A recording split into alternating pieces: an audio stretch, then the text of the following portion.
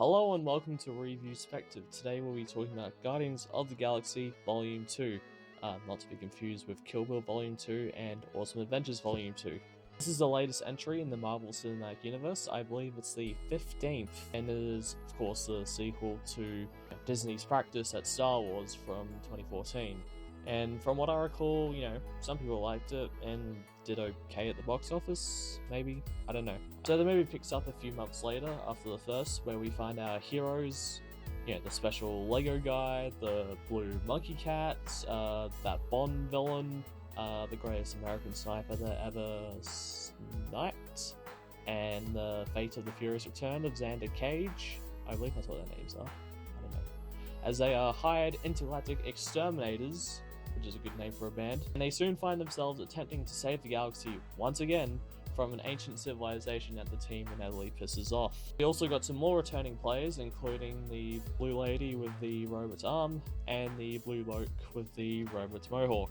Also some new characters, including another lady who is a bug, and who, some personal things about the team, and the father of a particular team member. To this day, it still impresses me just how much the first Guardians movie worked. I think a huge portion of why it worked as well as it did was because of the writer and director James Gunn, who, by the way, prior to this had only directed 3 low-budget horror comedies, and he was hired to direct a Marvel movie for children.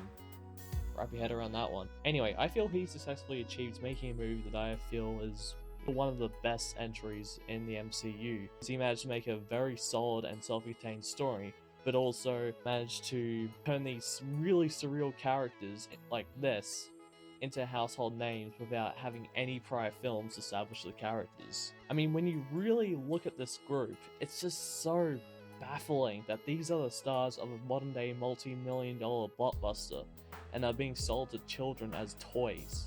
That is just... God. What a time to live in, eh?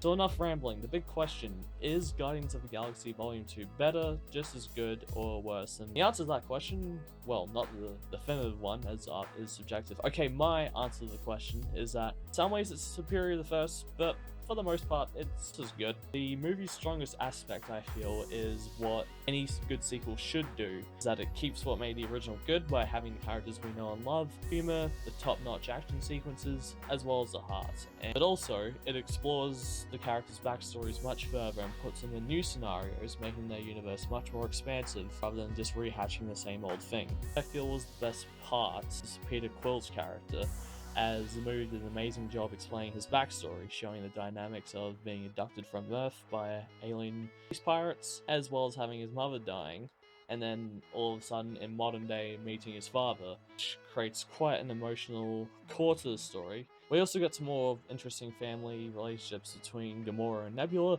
as well as a pretty hilarious subplot to do with Rocket, Baby Groot, and Yondu as they get into their pretty awesome shenanigans. And much like the first, the soundtrack is not only really solid and really great, but it also plays an important part that intertwines into the story. Now, my biggest concern that I had with Guardians 2 building up to it was that it would follow the usual trend of Marvel movies where the protagonists, or protagonists in this case, have way too much focus and the antagonist is just used to get the plot going and is thrown to the wayside until the big CGI battle at the end.